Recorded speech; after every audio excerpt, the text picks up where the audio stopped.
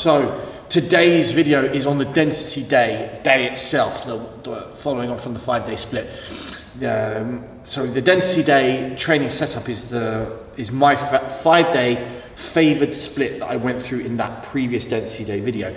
But I said to you I was going to give you a specific day that then covered density day itself, because there's going to be some slight kind of nuances to how you set this day up. But the goal of the day is basically to get a really thick back and really crazy legs. And that's how the split is set up in terms of the week. That's why it's called a density day.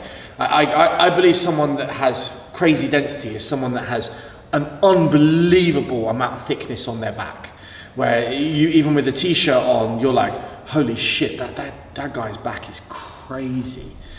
And then again, same with their legs. Their legs are so thick that you're like, that's a really dense physique. That was always a look that I hugely aspired to. I wanted to have just so much nutty density on my back, that then this split kind of really allowed me to get there. So how does this day itself look? Well, when we consider what we've already done through the week, we've done a chest focused push session on a Monday. We've then done a leg session on a Tuesday that doesn't have neither quad nor ham focus. It's kind of balanced. Then we would have a non-lower back loading pull session on a Wednesday. So that's a pretty easy session. Then resting on a Thursday, then a shoulder focused push session on a Friday.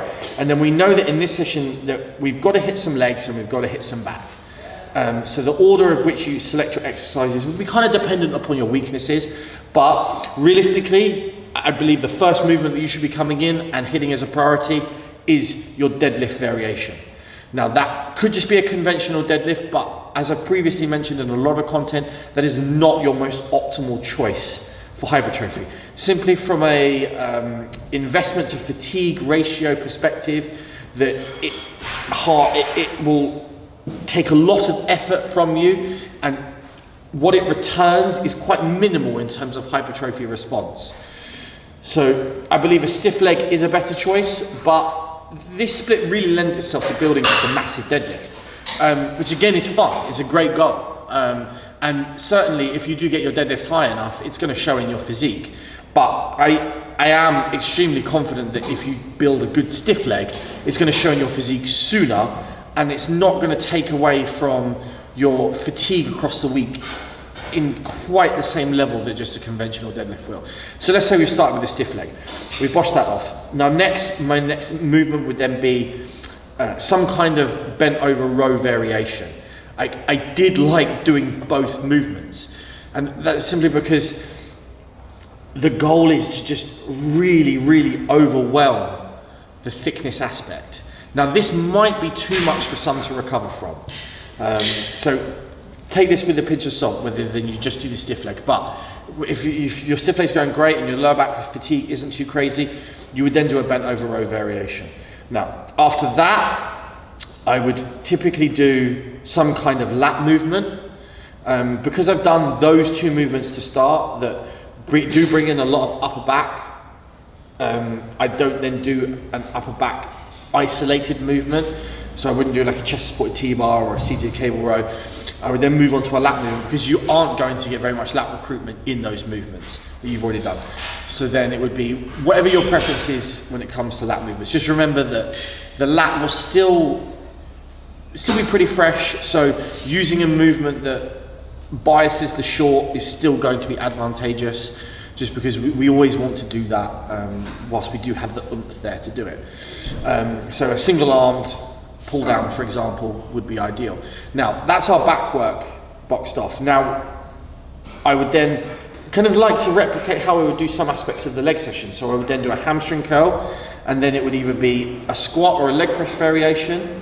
And then depending on your weaknesses of your legs, you would then pick a quad isolation movement, another hamstring movement, or a glute movement.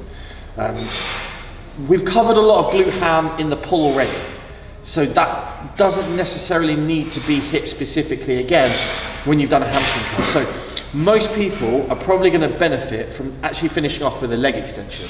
But for some of you that do have really dominant quads, then quite obviously more glute ham work at the end. If you have big glutes but underdeveloped hams, then specifically focus on another hamstring curl. Whereas if both of them are weak, then you could look at the hyperextension. So then when we look at that session as a whole, if we've got a pull at the beginning and then we've got a row second and we're finishing with a hyper, that is tons of posterior chain work. And if you get really good at those things, it's going to show so much in your physique. I really believe it showed in mine. Like, I was never a great on-stage bodybuilder because I loved the training way more than I loved the competing. I didn't love competing. I never cared. But because of the way that I trained, I was quite hard to beat when we turned around. And that was in all the shows I did. And that could be the same for you, regardless of the level you compete at, if you take that approach and that mentality. Shows are mostly won from behind still, because it really sets you aside in terms of, whoa, that looks insane. Like when James turns around, it's crazy because he's so dense. Even James's pictures don't even show how dense he is. You've got to see it in person. When James turns around, it's just slabs of muscle hanging off him. And this setup will certainly lend itself to you moving towards that kind of look. So that's our 5-day split density day approach, where the goal is to get a really crazy thick back and really crazy thick legs. So any questions on that particular setup for the day, please ask. And of course, if you have any other questions in general, ask, and I'm here to help. Thanks, guys.